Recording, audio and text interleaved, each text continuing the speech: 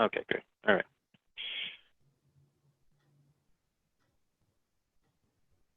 All right. Let's go ahead and just get started here. And so, first of all, I just want to welcome everyone. Thank you for joining our SoCal CCIM Lunch and Learn. Today's topic is really focusing on the commercial property valuations during the pandemic. We all know during this time, as we're dealing with COVID, there's a lot of questions having to do with, I guess, a lot of things, but we're here specifically to talk about commercial real estate and, how COVID, along with other factors, are really affecting property valuations and, the perception that a lot of people have as we're going through transactions. And so before I introduce our panelists, I have a couple of slides I just want to go over and just review. First, just want to remind everyone what the mission statement is of CCIM, which is the mission of CCIM Institute is to elevate our members to the highest levels of success in the commercial real estate profession. And that's exactly what we try to do here at SoCal CCIM. Is we really want to be a go-to organization that those involved in commercial real estate or desired to be part of commercial real estate to have a place to come to find information and really we try to help everyone as much as we can so everyone can help grow their business. And so we do encourage everyone to follow us on the different social media sites that we have. We're doing a good job of keeping everything up to date with Instagram, Facebook, Twitter, along with YouTube. We have our own YouTube channel, so we have all these recordings along with this one are always recorded. And so if you ever want to go back and look at something, want to go back and look at this one, the YouTube channel is certainly the area to go to. And so just go ahead and look at that. Another thing, with Zoom, being so popular, we got the virtual backgrounds. And so what you should have, everyone, all the participants and the panelists as well, and if you look under your virtual background, you should be able to see these 4 backgrounds that are there that you're able to utilize. So if you want to go ahead and support CCIM or you want to have a SoCal CCIM background, I mean, all of those should be available to you at this time if you were to go to your virtual background. And those 4 backgrounds should be available for everyone that's on this call. Also want to just remind everyone regarding Prop 15, the split roll tax. It's going to be on November 3rd ballot. That is something that is very important for all of us, something that we need to really keep an ear to and have a really good understanding as to how this potentially could affect commercial real estate if this were to pass. And so there's certainly a lot of questions that are being asked from a lot of my own clients, people in the industry. So this is something very, very important just to stay on top of and have a really good understanding of that. Also want to give recognition to each of our board members and give them a big thank you because there's no way we could do the things that we do without their support. And so I just want to recognize everyone. And again, thank you so much for your time, along with our sponsors. Sponsors are extremely important for us. And there's no way that we could do the things that we do with our sponsors. And so we really want to encourage everyone to utilize their sponsors, support them as much as they've been supporting us. And so we do have a list of our sponsors that are here. What we're going to do is we're going to bring them in. We want to give them some time to go ahead and talk a little bit as far as a little bit more as to what they do. And we, again, we want to know how we could utilize their services to help our businesses out as well. And so why don't we start out with Dino Champagne. Dino, you there? I'm here. All right. Good afternoon, everyone. Hope everybody's doing well and enjoying the sunshine today. Asset preservation, we're a national 1031 qualified intermediary, facilitating exchanges nationwide. It's been a very, very interesting market. When this whole coronavirus thing hit, the market seemed to go flat a little bit, and it has not stopped going upwards since that point. So it's been a very interesting time in our world. Happy to help assist anybody with the exchange, any questions you have or your clients might have in regards to the exchange process. I'm here to accommodate, pun totally intended. Stay well. Dino, thank you so much for all your help and your support for the chapter. And so let's go to Mr. Kim Tran. Kim. Hey everybody, my name is Kim Tran. I'm the local Orange County account representative for the CoStar Group. If you're not familiar with us, we're the world's leading provider of commercial real estate information and marketing solutions. If you guys have any questions, feel free to reach out to me. I'll put my information in the chat. Also, I just wanted to mention, it's more important now than ever to have the most accurate, most updated information as things are changing rapidly in this current environment. So if you need access to that information, if you want to see what that looks like, let me know and I'd be happy to meet with you. Thank you, Gary. Kim, thank you so much for all your help. You've been a big supporter of our group, and thank you so much for everything that you do. And so let's kick it over to Mr. John Baker. John. Baker Law Group. Hello there, John Baker with Baker Law Group. I'm a real estate attorney, and there's a couple of things that I focus on. One is loans and loan documents. So if you have any questions about those loan documents or how to secure it or anything like that, I can help you with that. Also, I also focus on liens like easements and all kinds of things like that. I've been really busy the last several months with purchase agreements and easement issues and that. I'm be glad to help you. If you have any questions, please give me a call. Thanks very much. Bye. Wonderful. John, again, thank you for all your support. Mr. Kip Kennedy, Coast to Coast Escrow. Can you hear me? We hear you loud and clear. Oh, great. Sure. I can't believe I got this to work finally. Anyway, hello, everybody. I haven't been on this in a while. It's been a technical nightmare for me, but here I am. Just very short and sweet, Coast to Coast Commercial Escrow is open. We are doing business. And so if you have any escrow questions or escrows you need to open or help with any of it, we are open. Brenda and staff are in the offices. I'm kind of working solamente out here by phone at my home. You can always reach me. Most everybody has my phone number. And I think most important is that escrow is such a big part of your real estate transaction. If you've never had a chance to give us a try, this is your opportunity because every deal counts and you want to get to that magic line called closed, and we can help you get there. Again, Kip Kennedy, Coast to Coast Commercial Escrow. Gary, thanks for helping me get on board this morning. Well, you're a rock star, Kip. Thank you so much for your participation. And so Earl McCoubry, Fidelity. Earl, you there? Okay, we'll come back to you, Earl. There we go. Okay, there you are. I found my unmute button. So hello, everybody. It's Earl McCoubry from Fidelity Bancorp Funding. We're a commercial real estate mortgage brokerage in Santa Ana. We work with many different underwriters and underwriting groups, different kinds of lenders on properties. And so everybody's so specific. Every lender is so specific now in what they will do and what they won't do and how they underwrite a particular loan and so on. So we have opportunity to take a situation, whether it's a purchase loan or refinance, and try a number of different lending solutions on it, and to see which one works the best to bring an ideal combination of rates and terms for a particular situation. So we're financing apartment buildings, lots of warehouse and industrial buildings, office buildings, a little bit of retail, some gas stations and so forth. So always looking for more situations where we can do a refinance for somebody to a lower rate, or do a purchase loan, or perhaps solve a problem for somebody. We also have a bridge loan program. That's a separate bridge loan program, an interest-only program for 1 year or 18 months for when a property or a borrower is not quite ready for long-term cheap financing. And so we do those in-house with the company's money, the boss's money. So Earl McCoubry, Fidelity Bancorp Funding. Thank you, Gary.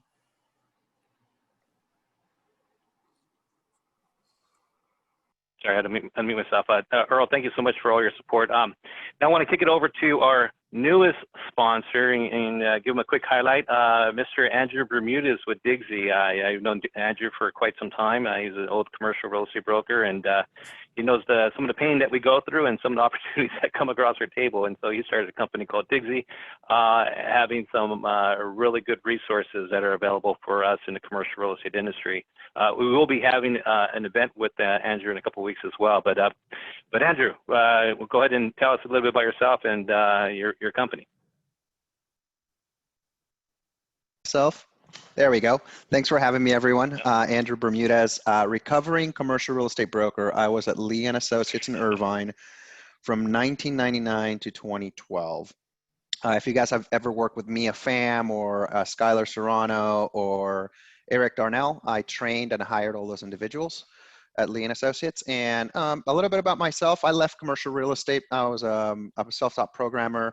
I hooked up with some of the early LoopNet guys that were there from day one. And we had a vision of what we could build that would really help brokers generate more tours, win more listings, generate leads online and things like that. As we know, most things are moving online as well. And we've built Digsy in a way where you can affordably generate 3D tours. We're doing this in Orange County. We can get a property tour, that Matterport that it's interactive, as low as $125. And they usually statistically, they generate 40% more clicks on online listing services. So if you have these 3D tours on CoStar, LoopNet, et cetera, they generate more attention, and they increase physical tours by about 40 to 50%.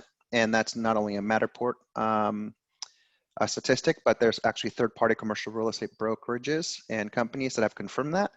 And we also show you who's looking at your listings, whether it's on an email blast or let's say somebody's downloading your brochure from CoStar or from any platform. We can show you not only the name with a verified phone number, with a verified email address of who's looking at what listings at what frequency, but we also enrich the contact information. So if this person with a Gmail address signs in, you're able to see, oh, this person works at Amazon or this person works at IBM, et cetera, et cetera. So that's what we do. The website's getdigsy.com. And you know, Gary, I'm always happy to help anybody, even if you guys don't sign up for whatever reason. I'm always here to be a resource to help you guys grow your business. Yeah, Andrew, thank you so much for trusting in us, and hopefully we get you some opportunities to look at as well. So thank you for your support. And last but not least, of course, our platinum sponsor, and we want to thank Mr. Daniel Munoz so much and Small Business Finance for everything that they do for our chapter. Daniel Munoz, go ahead and take it away. Hey, thanks, Gary. Sorry I'm late. Was stuck in another Zoom meeting and trying to switch over and all that. But good afternoon, everybody. My name is Daniel Munoz with CDC Small Business Finance. We are a nonprofit organization, a certified development company that handles SBA 504 lending. We do the second trust deeds as our third-party lenders, such as bank and non-direct bank lenders will do the first trust deed. Super busy right now, really excited. Good thing is we took care of a lot of fundings for September to take advantage of the CARES Act still. And, just happy to be on board with SoCal CCIM. And Gary, if there's anything that you guys need from us, we're always here to support you guys as well. Daniel, thank you so much, and I want to thank all of our sponsors. And again, I mean, we've everyone that's on the call, we've heard it from multiple sponsors as far as wanting to partake in to help out wherever they can, and we definitely want to give them support as much as they're giving our support or giving support to our chapter as well. And one of our superstars we want to bring in as well, another one of our sponsors, Mr. John Baker. John. Hi. Yes, I'm here. I was on a little bit before, but I'll be glad to talk to you some more. Oh, you know what? I got turned around here. Okay, so thank you, John. Thank you for all your support. I apologize. Good one, John. I just want to, I just want to give you another plug. Thank you for that. I appreciate it very much. Yeah, thank you, sir. I want to make mention of two of our sponsors who were not able to join us today. Mr. Sean Poland with AAR. We're all familiar with AAR. They provide a lot of good contracts that also have a nice listing website, for us, along with Prospect Now as a resource, along with Platinum Wealth Group.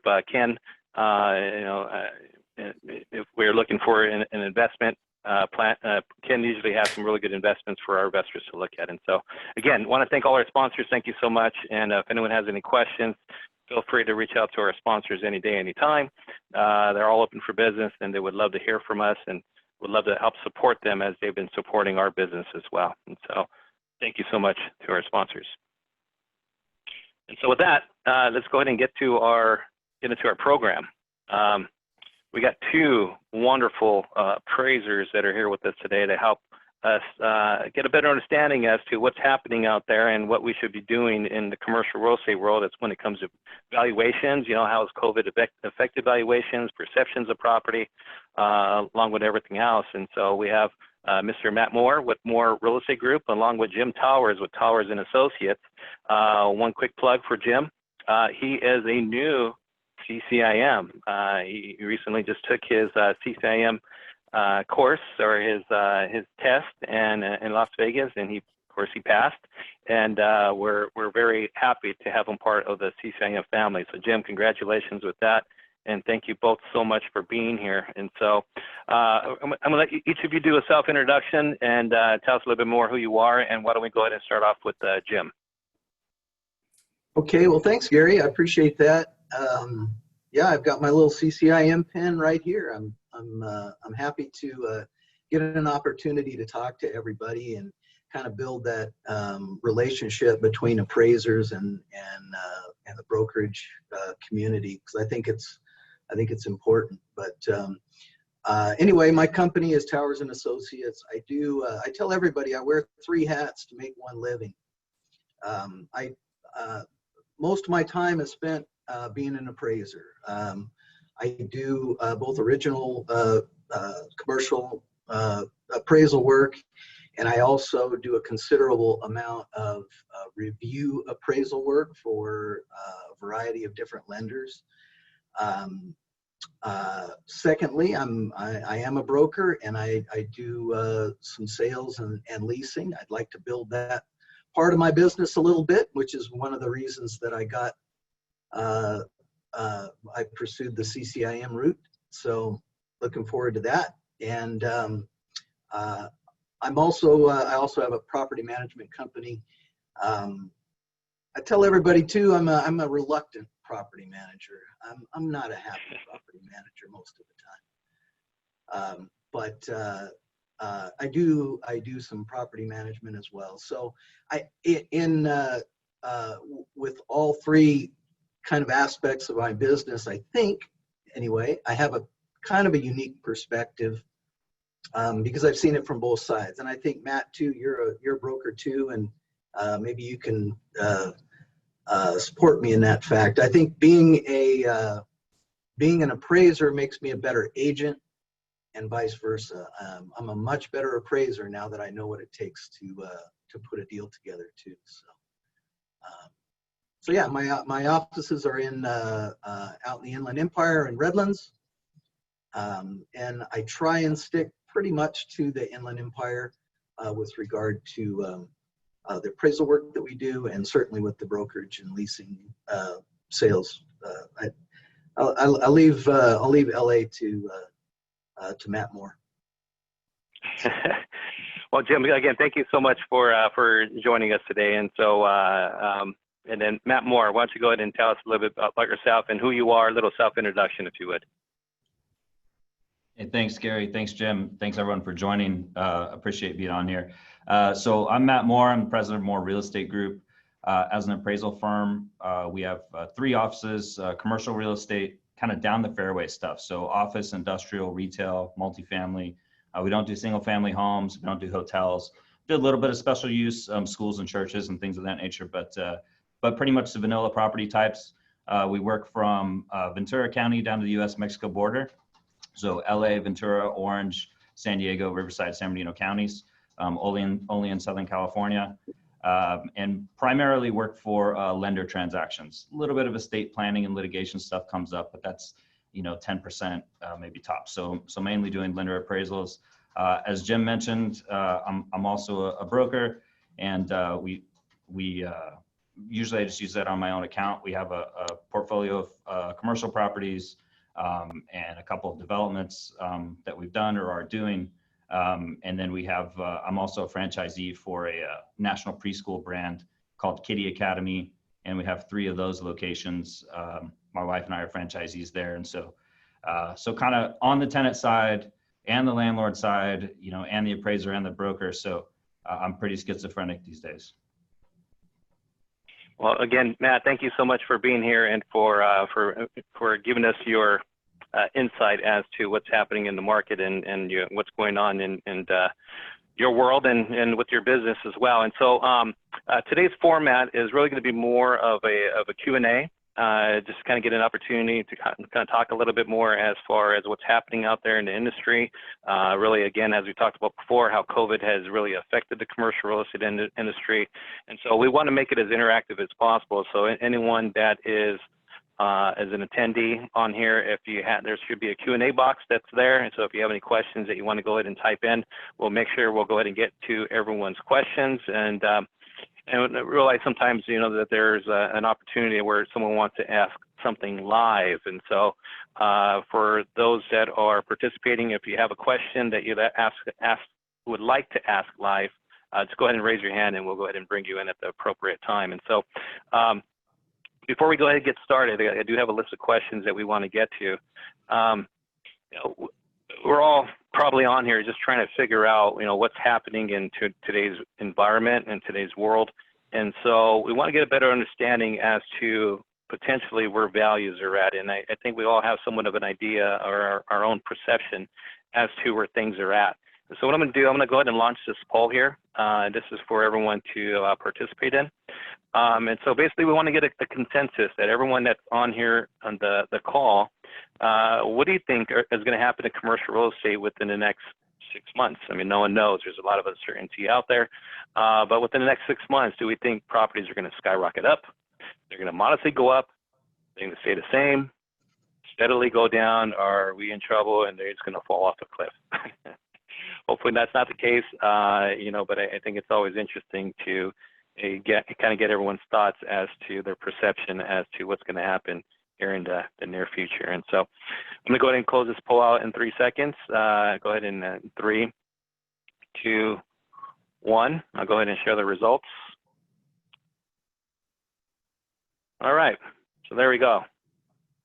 So 42% of our participants think that commercial real estate is going to steadily go down, and 36% is going to stay the same. Naturally, there's quite a bit of, depending on what side you're on, of whether you're industrial or, you know, in the restaurant, you know, type business, you may have some different answers. But I think one thing everyone's agreeable on, that we're not going to skyrocket up.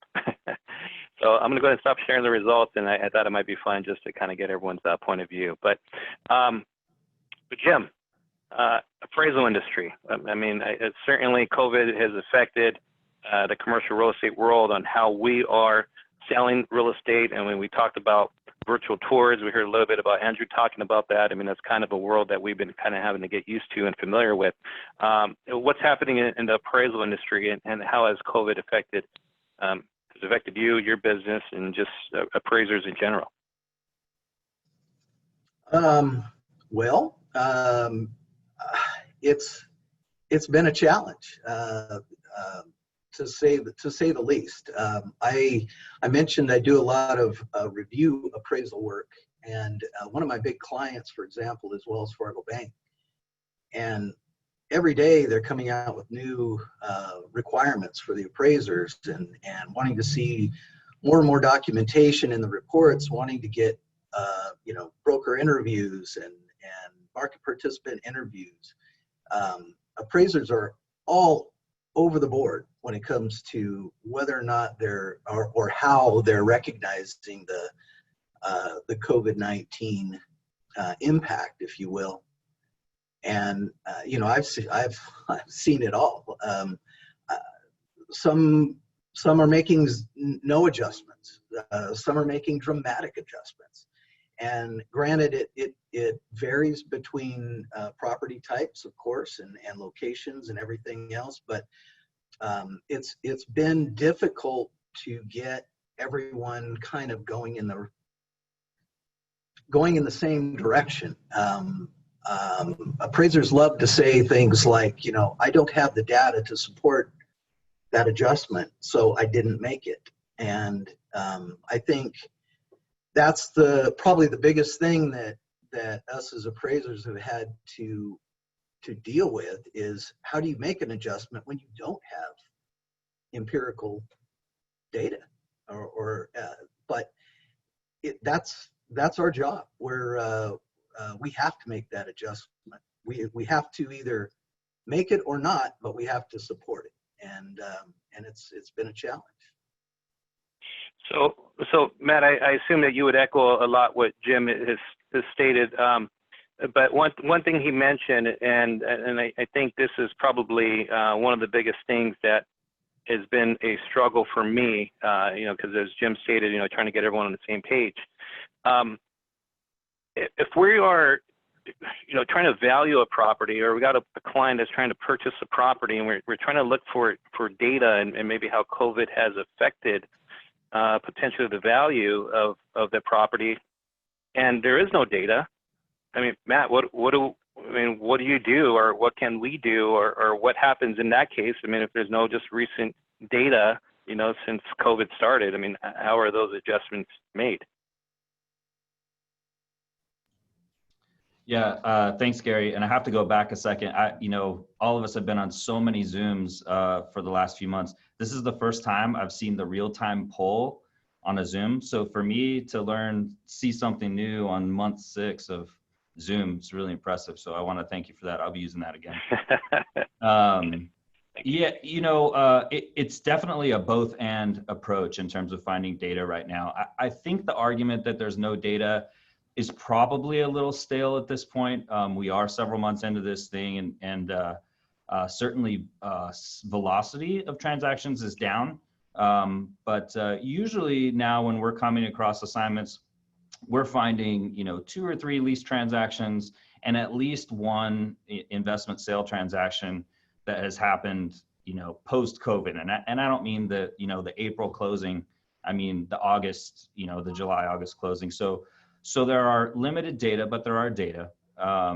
Certainly, conversations like the ones we're having today have become so important because, as you guys know, appraisers, it's very easily for us to be, 3 months behind the market. And if we're not paying attention, 3 months turns into 6, and you just can't do that right now. So having those kind of conversations with people that are working on deals like you guys in the moment has become a bigger part of what we're doing.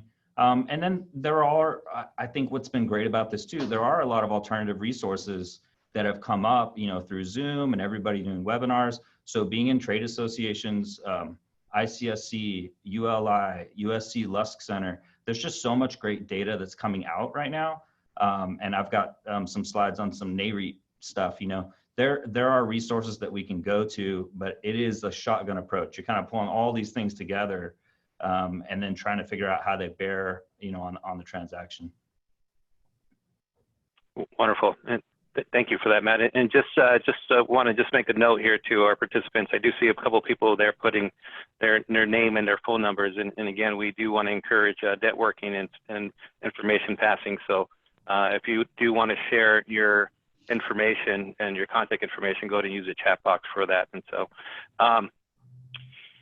so what about banks during this time? Naturally, banks are there to lend money, but at the same time, they need to protect themselves as much as possible. When COVID started, kind of what I saw, kind of across, blanket, at least the appraisals that I saw for the properties that we were working on, that it seemed as if appraisers were just kind of taking a percentage of that they pulled, it seemed to me at least, a percentage out of the air and just devalued the property somewhere between 3 to 8% because of COVID.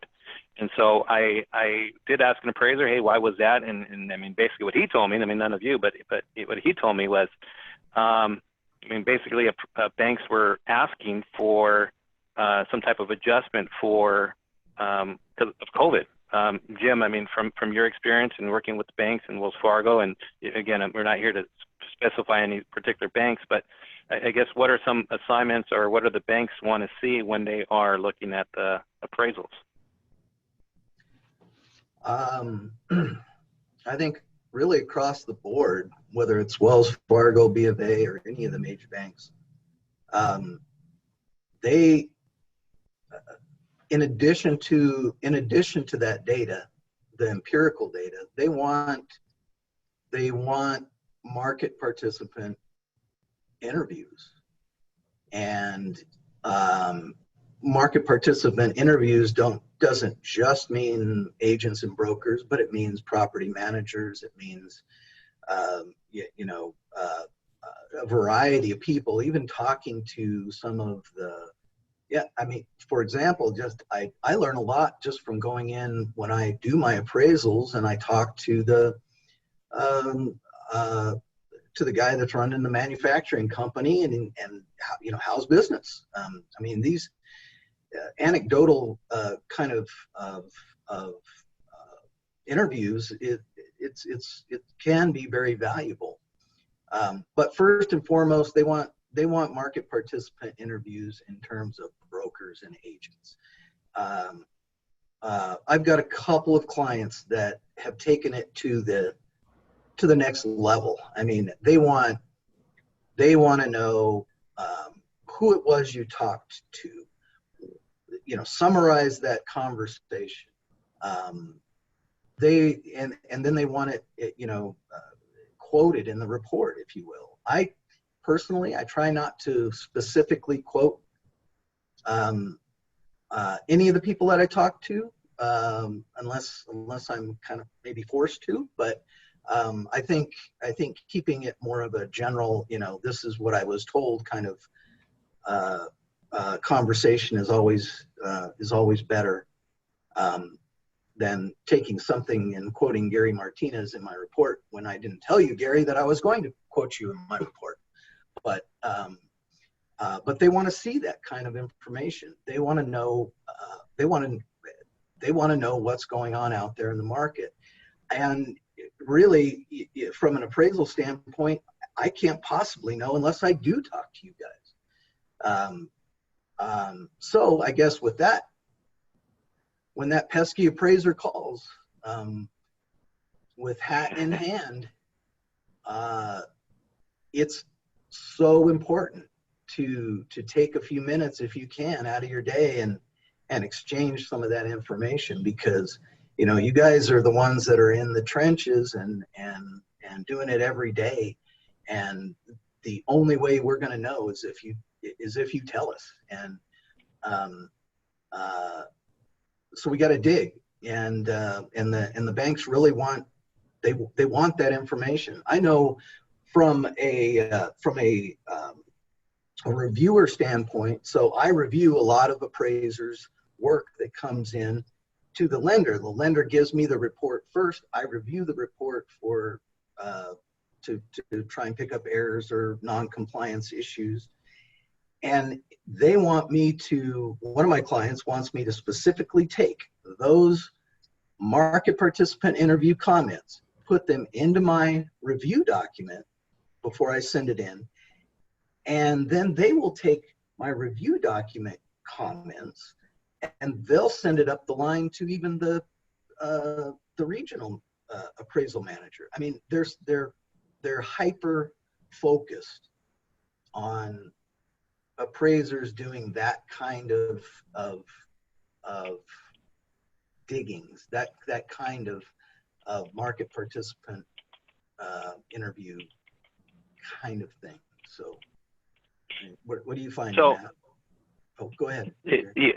Yeah, Matt, do you have anything to add to that? I do have a question as it goes along with what Jim was stating. Let me ask my question, and if you have any addition to what Jim stated, that'd be great. But as Jim stated, I mean, market participants are key and vital to the reports, it sounds like.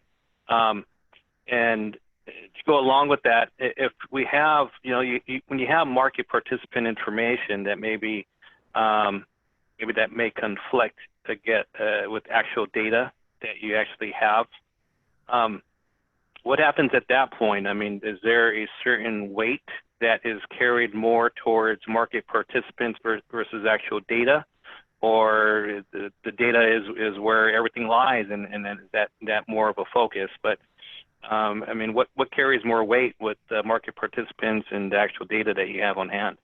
Matt? Yeah, thanks for the question. Yeah, I'll go back and kind of restate what I interpreted as the initial question, which is that kind of behind the veil, what are the conversations between banks and appraisers? Because I know you guys who are involved in the transaction aren't privy to those. And I think there's some speculation about whether banks say, hey, it's a new day, Matt, you know, values, I need to see values are down by 5% or 7% or whatever. That's what we think. And that's kind of the way we want to influence you. That doesn't really happen. I mean, I could count on one hand those kinds of conversations over almost a 20-year career, and they usually end badly because, you know, we don't, as appraisers, you know, we are independent, and most folks I know won't tolerate a discussion like that.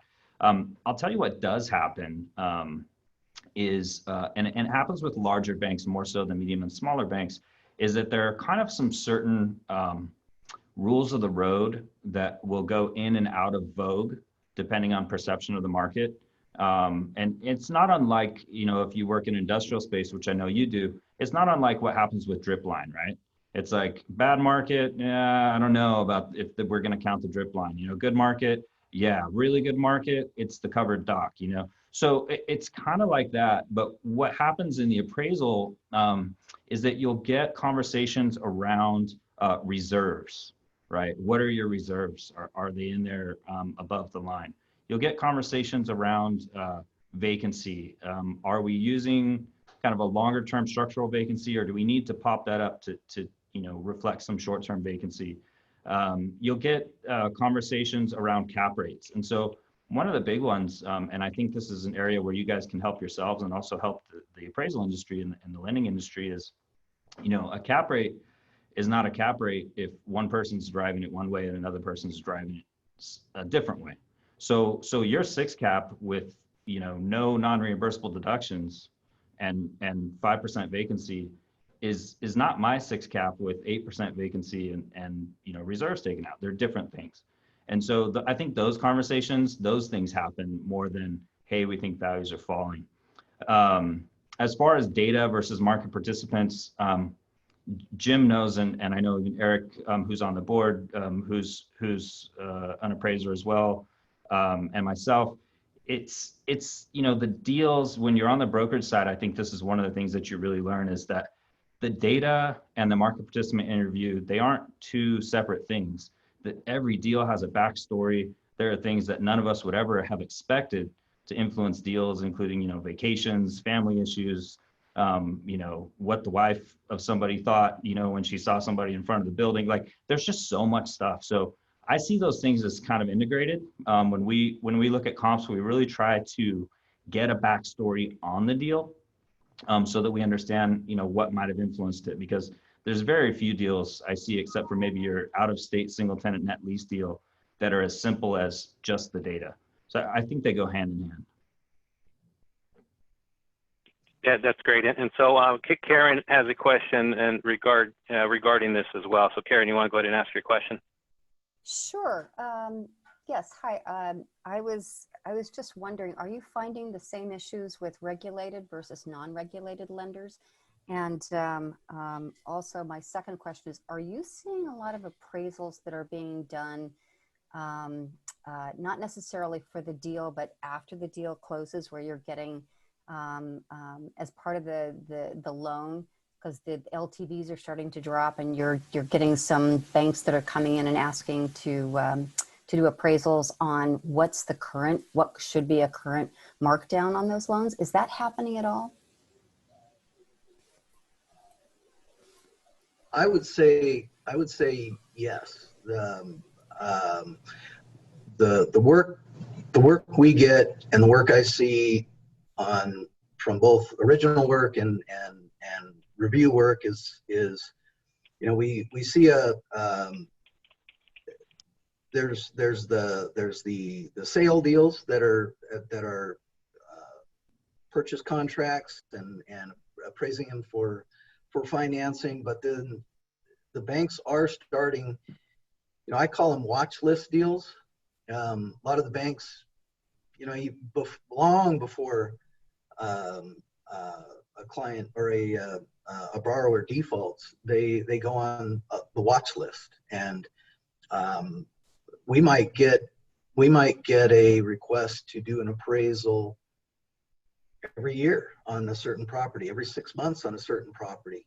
And I think we're going to see a lot more of that, because the banks are concerned much more so with the multi-tenant retail deals,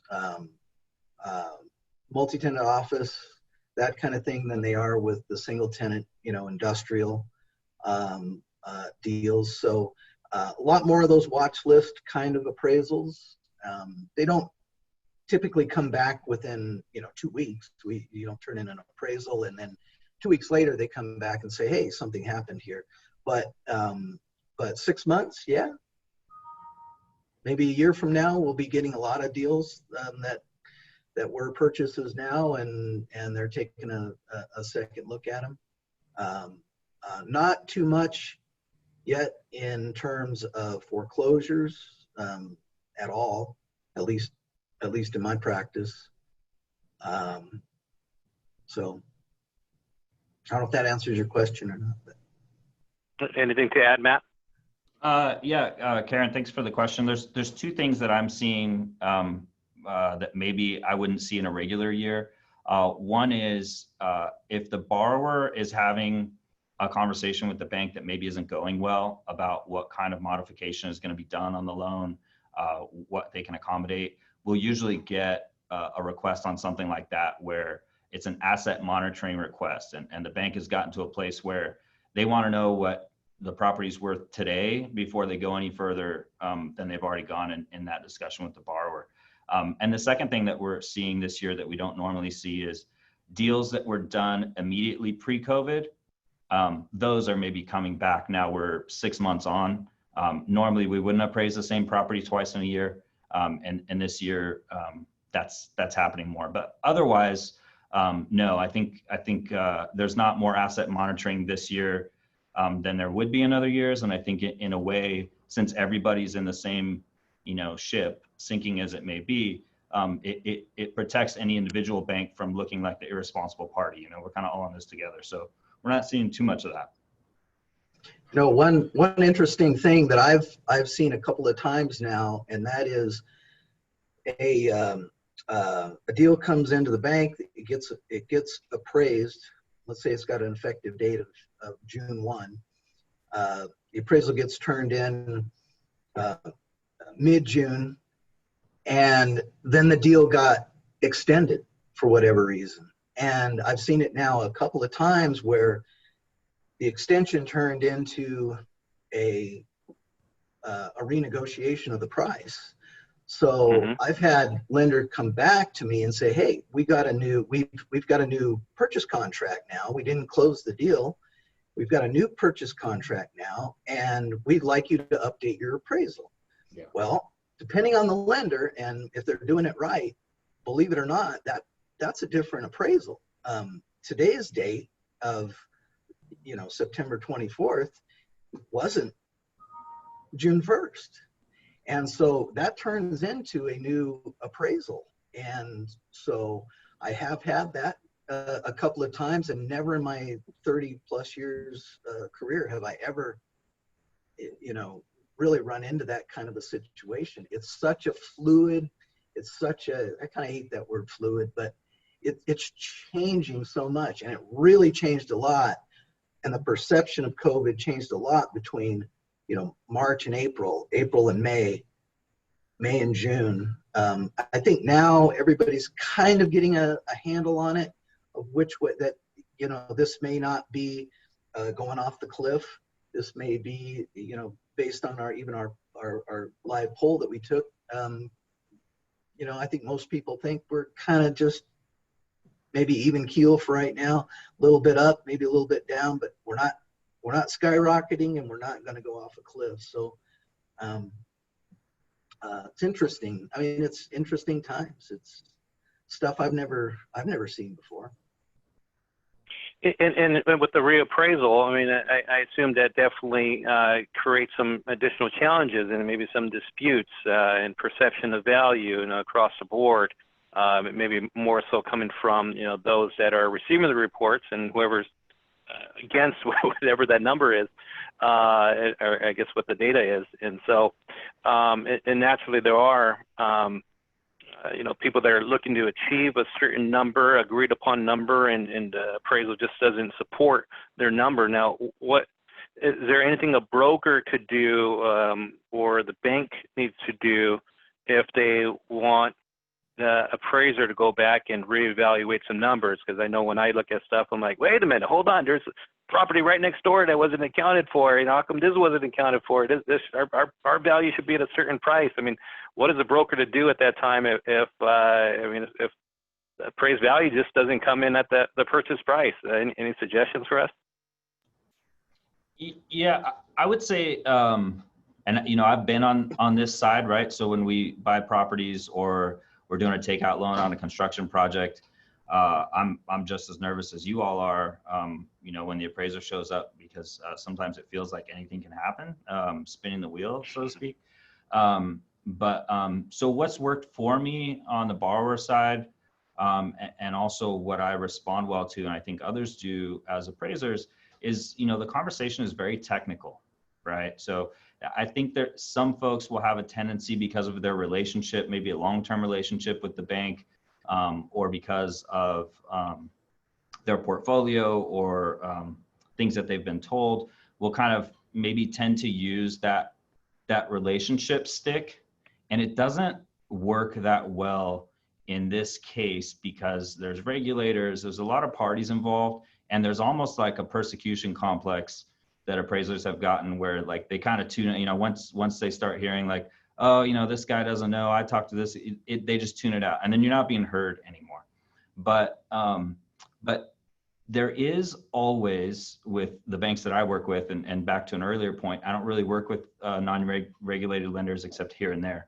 So I wouldn't know with them. But for federally insured, federally regulated lenders, there's always a formal appeal process. And it works pretty well if you approach it very technically. So I bought a shopping center a couple years ago, 30,000 square foot shopping center, 12 tenants, parcelized, 1, 2, 3, 4 different parcels. So could have sold pieces off separately, including a couple of single tenant net lease pieces. And what I got as a comp in the appraisal was a single tenant below market long-term lease 24-hour fitness. And I was like, no way, right? This is not, you can't comp one to the other, but from a technical standpoint, I was able to come back and say, hey, here's the difference between this and that. Here's the difference in your income growth. Here's the difference in your rent per square foot and small units versus a 20,000 square foot box. Those things will work if you take the time to go through the appraisal with that fine tooth comb and bring back, if you bring back 100 comments on an appraisal and they're technical, that appraiser is going to have to respond to those. And eventually, they're on a clock where they know if they don't solve those issues, there's going to be bigger problems for them. So that would be my recommendation. Great. We have a couple questions here. I want to get to them, but before I do, I have one last question here. Then we're going to go to the questions from our participants. We assume COVID has really affected the highest and best use for properties. At one time, highest best use may have been a restaurant, but maybe not so much anymore. Maybe it's something else. And so I guess how has COVID really affected highest and best use, and how do you look at that? Because highest and best use today can be very different from, next month or 2 months, as we talked about. I know we're appraising data based off of the value of today, but if the feeling perception is just temporary, not a restaurant today, maybe tomorrow if they open up. How is highest and best use being considered? Or how do you look at uses for a property? Well, I think I think as, well, in every appraisal report, we have to look at the highest and best use as if vacant, and then we have to look at it as improved.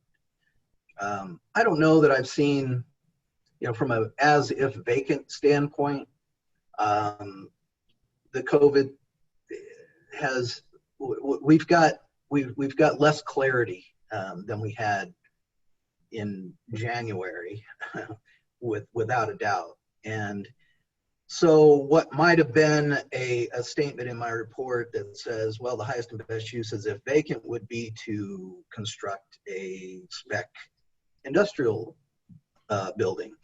Now it might say something like, well, given the current market conditions, maybe now the highest and best use would be to hold the site vacant until for future development, or hold the site vacant until we have clarity on which way the market's going to turn with COVID and everything else. I'm not sure I've seen too much in terms of COVID yet that would have changed my highest and best use as improved. Most of the time when we get a deal, you're looking at an industrial building is an industrial building. It's probably not going to be a shopping center. Not saying that never happens, because it does, but I think the market for industrial hasn't changed so much that it just made it more profitable to convert it to an office building, for example, and even vice versa. Although in retail, maybe we don't need those big, the bigger retail spaces. Maybe the highest and best use now is to split that big junior anchor into 3 small spaces, because there are no fitness 19s that want to go in there anymore. So from that standpoint, yeah, a little bit, tweaks can be made, but I don't know. Your thoughts, Matt? Yeah, thanks, Jim. Yeah, most of what I've seen, Gary, in highest and best use in terms of changes has been an acceleration of trends that were already taking place. And there have been just a couple of reversals of trends that come to mind. And the one that comes to mind for me most would be a couple of things. One was the co-living thing that was really getting going in West LA. And the other was the creative office trend. I think those two have taken maybe some reversals. Arguably, even WeWork, took it before the pandemic, so maybe that was in the cards too. But the other highest and best use issues that we've seen have been more an acceleration of trends. In shopping centers, it looks like bigger units are needing to become smaller, right? In offices, there's maybe the debt, the way the debt is. So you had Mr. Munoz on from CDC earlier, and I think because of the availability of those SBA programs and the 6 months that you may not have to pay debt service, and because you don't want to be in an elevator with a bunch of other people or in a multi-tenant building, we've actually seen that small building for sale office market be strong. So that's something that maybe in highest and best use has changed, where maybe the corporate multi-tenant would have been stronger before, or the creative office would have been stronger before. But what changes highest and best use, I find throughout my career most often, is changes in law. So changes in market conditions will change your timeline, but changes in law will usually be the thing that, and I mean zoning, rent control, those types of things, the transit-oriented communities, TOC tiers in the city of LA, those are the types of things that we'll usually see upending a highest and best use. Wonderful. Those are wonderful comments, and I think each of you made some really nice points, and the way you phrase them is perfectly that we could really take that and share that with our clients as well. I'm going to go to our questions here. Kyle asked, would you discuss the challenges to value hospitality assets? Do you use public traded REIT valuation as a data point? Jim? I'm probably the wrong guy to ask that question, and maybe Matt can do a better job. I really don't do hospitality. I try and stay away from it. Yeah, that's kind of a niche in our industry. I don't do it either. I can recommend a couple people for a future seminar, but I don't touch it. Perfect. Thank you. What about cost segregation? Or do you do any cost segregation work? Is that more of a CPA or an engineer, or is that something you get involved with as well? We do them for our properties. Do you do them, Jim? You know, I think it's kind of a growth field for appraisers to start doing some of that. I personally, I really don't, but I can see where it's going to be something appraisers get involved with quite a bit. Yeah. It was really valuable for us in the run up in the 17, 18, 19 years, because you needed that, and especially after Trump, you had the accelerated depreciation rules kind of change. So we used ETS, which I think used to be with Marcus there in Florida, and we would do cost segs on our properties. It was valuable. This year, and we would probably have a real loss. So I don't know that it would be as useful, but yeah, it's useful when it's useful. Yep. Okay, let's bring our last participant question. We have Greg Dale with the question. Greg, go ahead. Greg, you there? All right. Greg? Okay. Okay, we'll go back to him. Okay, my last question, I'm just looking at the time here, and I can't believe how time flies, and I see pretty much everyone that was on the call is still here, so the information you're providing we're finding very valuable, and thank you so much for your time. Last question I have for each of you. It's a very important question. How can we help you? You definitely helped us, with your time and better understanding the appraisal market. Jim, how can we help you? What are you looking for? What's your ideal referral?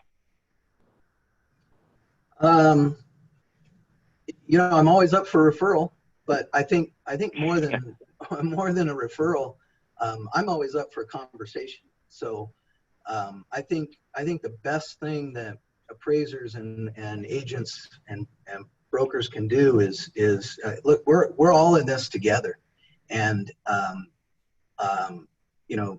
it's tough. I know appraisers don't enjoy making those phone calls sometimes, but they're so important, and it's really tough. And I know the agents, brokers, you guys are busy.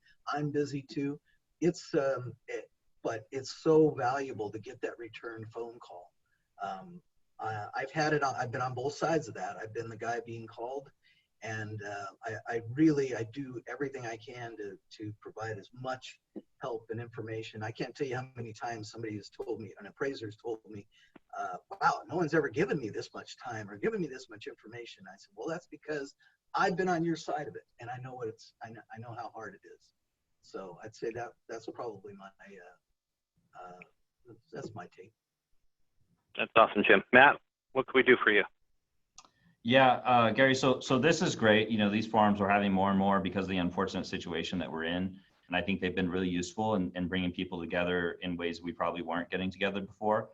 I would say, how we could help each other, imagining that we meet next on a deal where we're trying to get a loan done, and I'm the appraiser and one of you has put it together. I would say, that early conversation in the process where all the data that like really getting us into your thinking, and all the data comes out, and the comps you think are relevant and the comps you think aren't. When that process happens early, we have so much more flexibility and time to kind of listen and incorporate those thoughts and those insights into what we're doing. Too often that conversation happens late, after we've put our signature on something and we've got the bank in between us, and that's a very difficult time to have that conversation. So I would say, just when we meet on a deal, let's take that time. Let's take the 30 minutes and really hear the backstory and look at the comps and kind of figure out what assumptions we might have wrong or different, so that it goes smoothly. I would Wonderful. echo that. We're going to try to bring back Greg. I think, Greg, you're set up now. Greg, you there? Greg, looks like you want to talk, but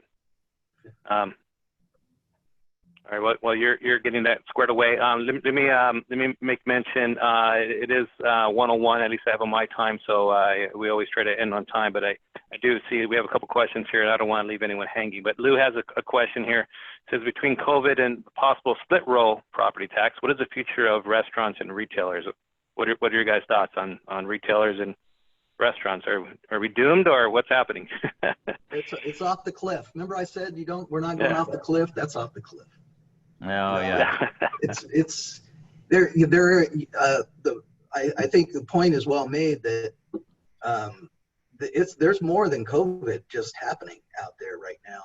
There's a lot of stuff going on, and I think it's going to be really interesting to see what happens in the next 6 months.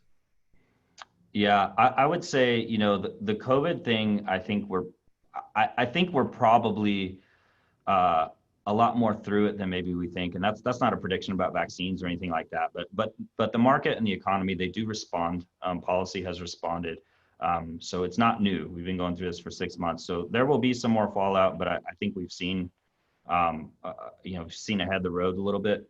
The split roll, unlike COVID, I think is probably going to be good for appraisers and brokers, and really tough on property owners, right? So I would love the calls that I'm going to get when people say, hey, look, now I'm getting reassessed and I need that appraisal.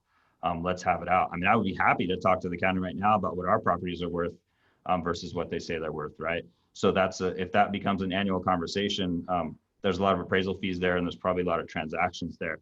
I think for property owners and for tenants, which the question was to restaurants, how do they do? Yeah, I do. I think it's really problematic. We have restaurant tenants. I know a lot of you on this call probably do or work with them.